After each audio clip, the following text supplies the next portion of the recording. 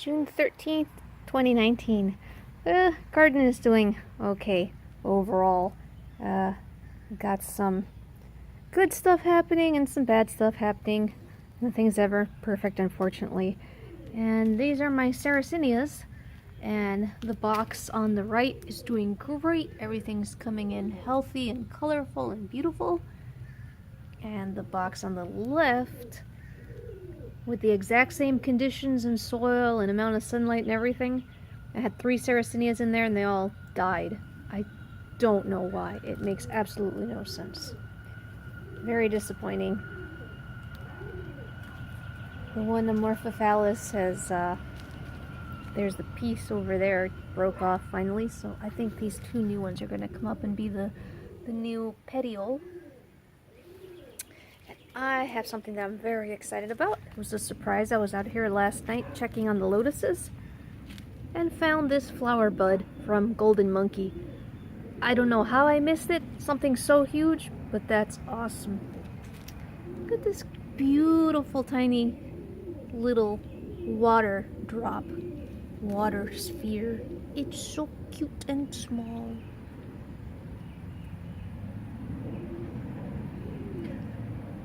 That's called the lotus effect because lotuses have really tiny hairs, microscopic hairs, so water can't actually touch the leaves and it just beads up and rolls away. And it's a pretty cool thing. But this is going to be a beautiful yellow flower. I can't wait for that to open. First one and this one.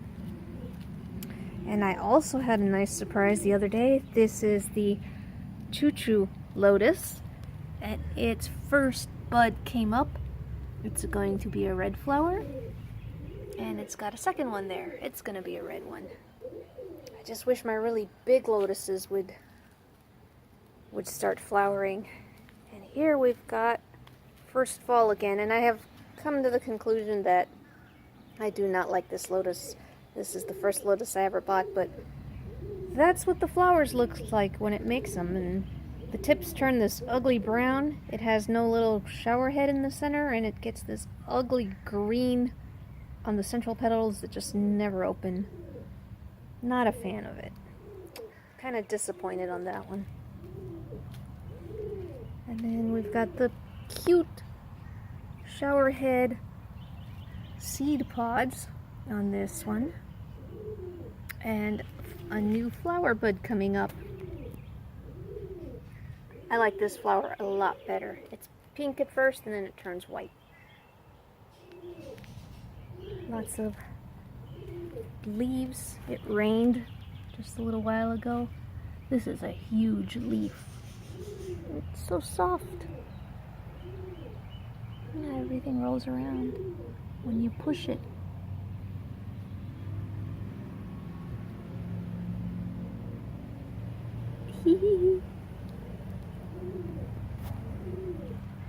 This is the Space 36.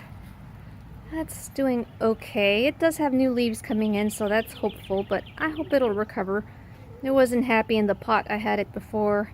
It was getting overheated. The water was getting too hot, so I hope it recovers. This is supposed to be like the largest lotus ever, but it's not doing so great. Whereas my 1,000-petal lotus, it's enormous. I love the giant leaves on that. They're big and soft.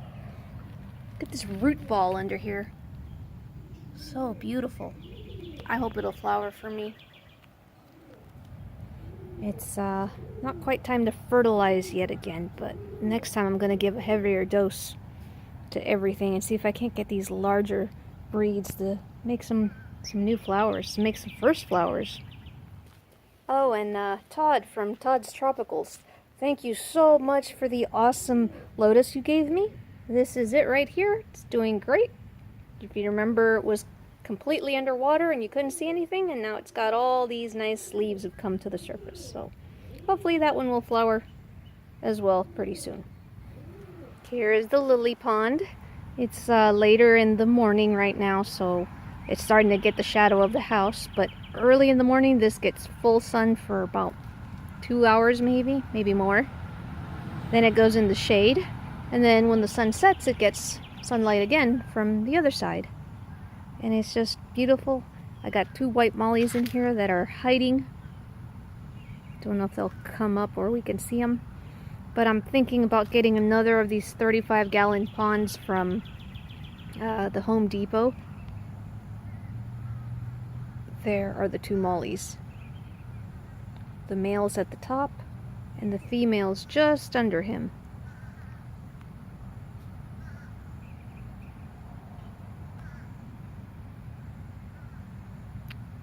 So there are the mollies.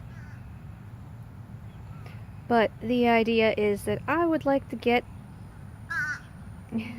a new pond the same size as this one, maybe put it right next to it, because the Petco lily has gotten big. And that'd be fine if that was the only one in here, but it's definitely crowding out my other 2 lilies here. The miniature lilies that don't get big, and I don't want them to die and get out-competed. So this one's going to get its own eventually.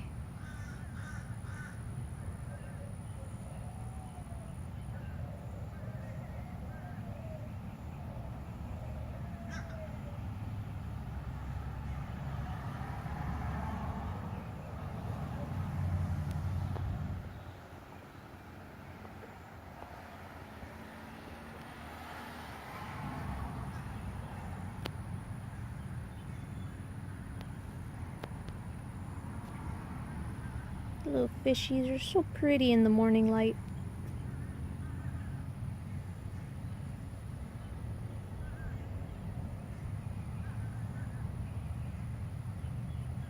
It's so nice they stick together. I hope they have babies, and I hope the babies survive because the parents do eat them.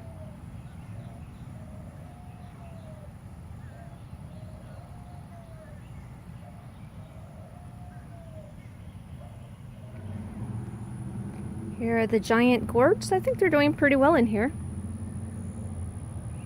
That one's climbing up the wall. Turning it around to go out into the yard because I don't want it to go up over the house. So here are the dragon fruits, and they're doing very well. Brunei is climbing up. And I am happy to report that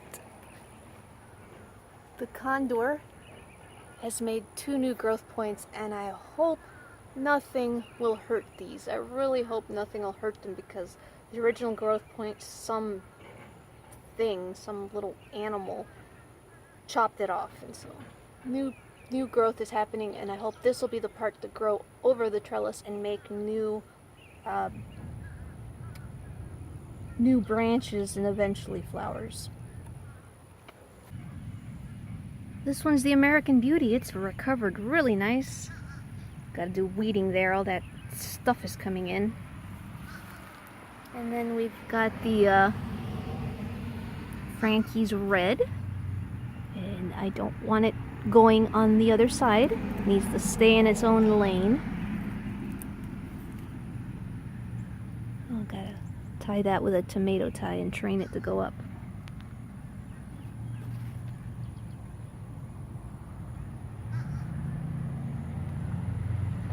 So here we've got the Indonesian bottle gourds. I don't know why the one on the right is doing so badly, but it tried to climb up the house, didn't succeed, and is falling over onto the other dragon fruit trellis, which is fine because these dragon fruits are not doing anything.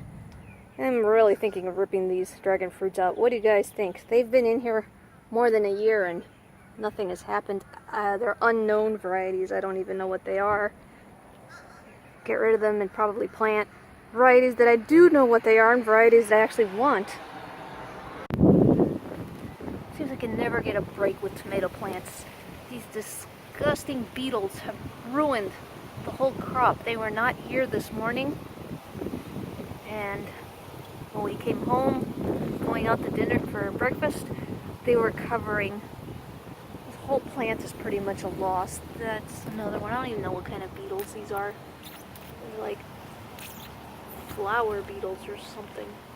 And since this plant is a loss, I'm just gonna spray them with something. And my 2 Zucca gourd plants growing up onto the fence.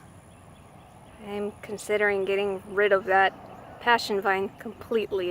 It's grown back pretty quick, and I've never been happy with it because it never makes fruits, and when it does, they don't ripen enough. I've never really been able to harvest and eat any except in the first season. And my bluebirds, they're still around. They're doing well. And the last thing, and a really cool bit of news here, this is my foxtail orchid, Rinca stylus retusa, and I've had this thing for years and it's never ever done anything. Last year it almost made a flower. It had a spike and then the spike fell off, but as some of you know, I'm not an orchid person, and if I get an orchid, someone gives me one, I end up just putting them out here and they stay out almost all year and I don't do anything to them. I found out that you're supposed to fertilize them, but if you see here, it has, for the first time, what looks to be, come on, focus, looks to be a flower spike. There we go. And hopefully that'll turn into a really awesome, long, cool flower. Okay, Des signing off.